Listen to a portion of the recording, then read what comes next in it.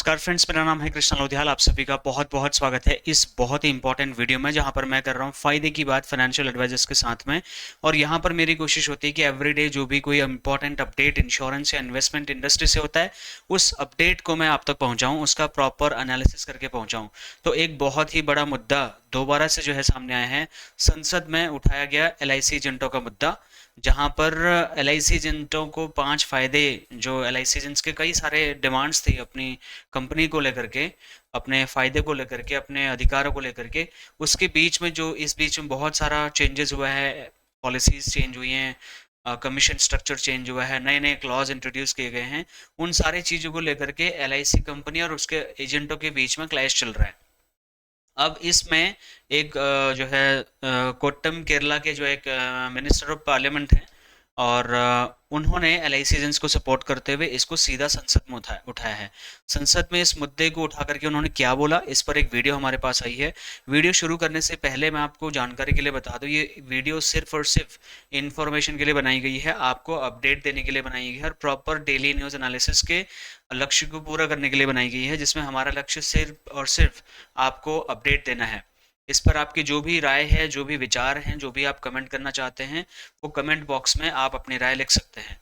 तो daily news analysis शुरू करने से पहले आप सभी को बताऊं, पिछले 183 दिनों से मैं लाइव आकर के इंश्योरेंस एडवाइजर्स को ट्रेनिंग दे रहा हूं और फ्री ऑफ कॉस्ट दे रहा हूं।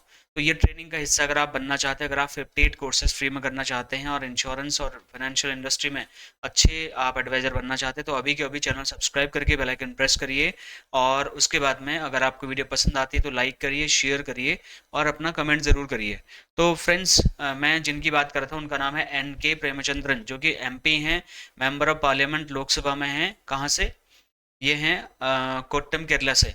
तो वहाँ पर जो है, सॉरी, कोल्लम केरला से, इन्होंने LIC एजेंट्स को समर्थन देते हुए सीधा संसद में इस मुद्दे को उठाया है।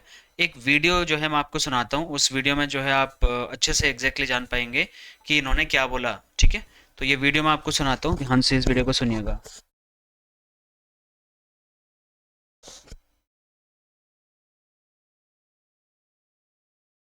reduced to 20%, and thereby total 35% of the commission has come down to. मैं फिर से स्टार्ट कर रहा हूँ वीडियो को। Sir, my zero-hour submission is relating to the LIC agents. Sir, 14 lakhs of LIC agents in India is facing big difficulty because of the decision of the LIC corporation that reducing the agency commission. First year agency commission was 25%, it has been reduced to 20%, and thereby total 35% of the commission has come down to 28%, 7% decline of the rate of commission on the behest of the IRDA direction that first year surrender value has to be provided to the customers. Unfortunately, the LIC corporation management has unilaterally reduced, yes, I will reduce the commission rate 8%, and also another issue is also there regarding the clawback policy also. So my suggestion, and I urge upon the government and the minister, review the decision of the LIC corporation management so as to restore the commission which they were getting previously. Thank you very much, sir. तो friends, आपने सुना कि इन्होंने क्या बोला है। मैं आपको हिंदी में एक्सप्लेन करके बताता हूँ इन्होंने जो बोला है। इन्होंने सबसे पहले गवर्नमेंट को इस बारे में बताया कि LIC मैनेजमेंट की तरफ से इंश्योरेंस एजेंट्स का जो कमीशन था उसको जो है कम कर दिया गया है। इन्होंने और एक चीज़ बोली, जिसमें उन्होंने बोला कि पहले LIC एजेंट्स का कमीशन जो होता था उससे कम करते हुए 25% से कम कर दिया है, 20% कर दिया, और टोटल ओवरऑल कमीशन 7% के आसपास में कम कर दिया है।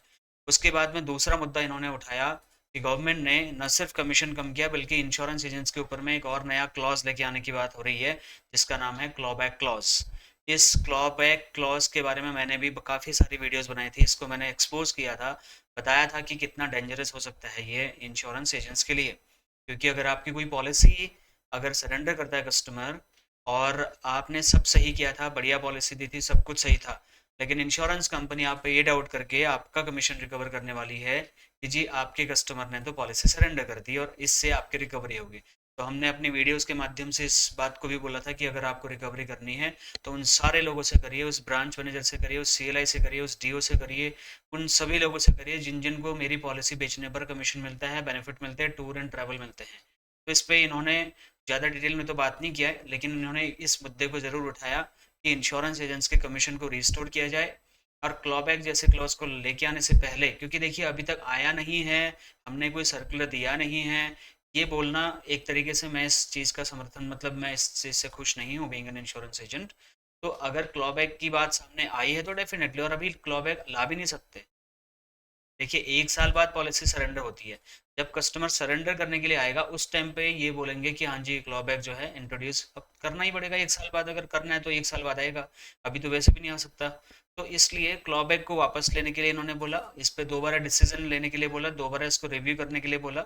अब इस पे सरकार का क्या रुख होता है, गवर्नमेंट ऑफ इंडिया इस पे क्या सोचती है, ये तो आने वाले भविष्य बताएगा। लेकिन आपकी जानकारी के लिए मैं आपको बता दूं, मैंने पिछले काफ़ी सारे वीडियोस बनाए थे जिसके ऊपर में हमने इंश्योरेंस एडवाइजर्स को इस बारे में अवेयर करने की कोशिश की थी कि क्लॉबैक क्या है, रिड्यूस ऑफ कमीशन क्या है। तो हमारे ऊपर प्रेशर दे करके हमारी वीडियोस डिलीट करवाई गई बकायदा। तो खैर छोड़िए, वो तो अलग मुद्दा था, लेकिन ये बात ज़्यादा दिन तक छुपी रह नहीं सकती है, क्योंकि सोशल मीडिया में आप कोई बात अगर बोल रहे हैं, वो बात और कोई भी बात अगर आप छुपाना भी चाह रहे हैं तो वो बात घूम फिर के आपके पास दोबारा वापस आ जाती है। तो इसमें एल आई सी एजेंट्स के 25 डिमांड्स थी, 25 डिमांड में से मेन डिमांड जो इस टाइम पे हैं एल आई सी एजेंट्स की, वो सबसे बड़ा है कमीशन इंक्रीज किया जाए, कमीशन रिस्टोर एटलीस्ट किया जाए, जो कमीशन पहले था वही दे दिया जाए। हम तो उम्मीद कर रहे थे कि हमारा कमीशन इन्फ्लेशन एडजस्टमेंट के हिसाब से थोड़ा बढ़ के आएगा, उल्टा और कम कर दिया गया। तो इस पे आपकी क्या राय है, कमेंट करके बताइए। दूसरा, जो इन्होंने जो मेंबर ऑफ पार्लियामेंट में मुद्दा उठाया क्लॉबैक का, क्लॉबैक के ऊपर भी एलआईसी मैनेजमेंट का कहना है, जो हमें लियाफी के लीडर्स के द्वारा पता चला, जो उनके पब्लिक ग्रुप में जो जानकारी दी गई है, बहुत सारी मीटिंग्स हो चुकी है, किस मीटिंग का क्या नतीजा निकला मुझे कुछ नहीं पता है। लेकिन जो मुद्दा जो जो नतीजे निकले हैं वो आप सभी के सामने हैं, घुमा फिरा करके वही अलग अलग बातें चीज़ें होती हैं। लेकिन क्लॉबैक के बारे में मैनेजमेंट का कहना फिलहाल ये है कि जब हमने क्लॉबैक ऑफिशियली लॉन्च ही नहीं किया, हमने सर्कुलर ही नहीं दिया, तो हम आपको लिख करके क्या दें। तो देखिए बात तो सही है, तो अगर ऑफिशियली लिख के नहीं मिला है तो फिर ऑफिशियली विड्रॉ कैसे करेंगे। लेकिन आपको एक बात और समझनी होगी कि अगर 1 अक्टूबर के बाद में सरेंडर पॉलिसी 1 साल की हो गई है, यानी कि 1 साल बाद अगर आपका कस्टमर पॉलिसी सरेंडर कर रहा है, तो ऑब्वियस सी बात है अभी क्लॉबैक लागू हो भी नहीं सकता, क्योंकि 1 साल बाद जब सरेंडर करेगा तभी तो क्लॉबैक नियम जो है समझ में आएगा एजेंट्स को। और मैं आपकी जानकारी के लिए बताऊं, बहुत सारे इंश्योरेंस एजेंट्स के कमीशन में से कुछ अमाउंट डिडक्ट भी हुआ है, और हमारे पास उन एजेंट्स ने अपने कमीशन स्टेटमेंट बकायदा भेजी और हमारे पास उसका प्रूफ है। लेकिन जब उन्होंने अपने ब्रांच में जा करके पूछा तो उनको कोई सेटिस्फैक्टरी आंसर नहीं मिल रहा है कि ये पैसा उनसे क्यों काटा गया है। और छोटा मोटा अमाउंट नहीं है, 8-8 10-10 हज़ार रुपये का अमाउंट काटा गया है। अब ये किस बात पर काटा गया है, ये तो या तो वो एजेंट जानता है और या फिर उनके ब्रांच मैनेजर और वो उनकी कंपनी जानती है। और ये प्राइवेट में भी हुआ है और ये एलआईसी में भी हुआ है।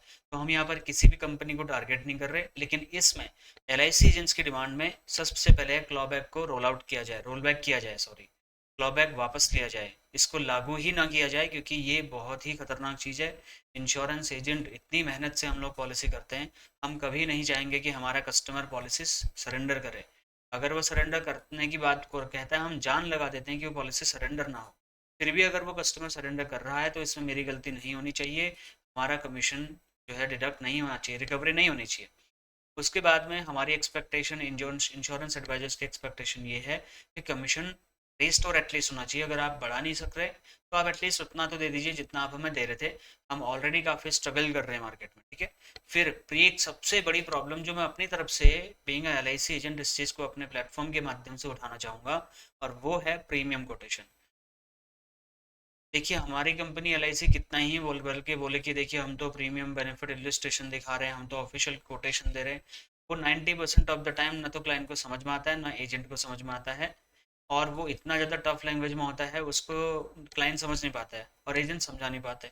दूसरी बात, जैसे मार्केट में LIC all in one calculator है, लीडर है, दुनिया भर के प्राइवेट कंपनीज ने अपने अपने ऐप्स खोले हैं, क्योंकि मुझे ये भी नहीं पता कि वो किस तरीके से एलआईसी का डेटा यूज़ कर रहे हैं, और आपको डेटा प्रोवाइड हो रहा है, आपको सारे आपके कस्टमर्स का डेटा उनके सॉफ्टवेयर पर अवेलेबल है, ये कैसे आ गया, इस पर डेटा प्राइवेसी के नियमों का उल्लंघन डेफिनेटली हुआ होगा, मैं इस बात पे डाउट करता हूँ। और ये कैसे हो गया मुझे नहीं पता, लेकिन एलआईसी को एजेंट्स के लिए प्रीमियम कोटेशन सॉफ्टवेयर अपना खुद का ऐसा बढ़िया सॉफ्टवेयर देना चाहिए जहां पर हम क्लाइंट को बोल पाएँ कि भैया ये जो कोटेशन मैंने आपको दिया है ये मेरे इंश्योरेंस कंपनी ने दिया है। अभी क्या है कि हम बाहर के जो थर्ड पार्टी ऐप्स हैं उनकी कैलकुलेशन दिखाते हैं। और मजे की बात यह है कि वो सारा अमाउंट मैच भी हो रहा है, एग्जैक्टली वो मैच होता है। लेकिन कल को LIC कभी भी ये बोल सकती है, देखिए भैया हमने तो ये तो हमारे कोटेशन है ही नहीं, ये तो हमारे सॉफ्टवेयर से ही नहीं निकला, तो हम इस पर क्यों दें। तो वहाँ पे क्लाइंट हमारा गला पकड़ देगा। तो ये बहुत बड़ा डेंजर है इंश्योरेंस एजेंट्स के लिए, LIC एजेंट्स के लिए खास करके। उसके बाद में रिमूविंग GST फ्रॉम इंश्योरेंस, ये हम बहुत लंबे टाइम से रिक्वेस्ट कर रहे हैं कि GST हटाइए। एटलीस्ट आप टर्म इंश्योरेंस और हेल्थ इंश्योरेंस से GST पूरा जीरो करिए, क्योंकि हमारा जो टर्म इंश्योरेंस का प्रीमियम है बहुत ज़्यादा हाई है, बहुत ही ज़्यादा हाई है।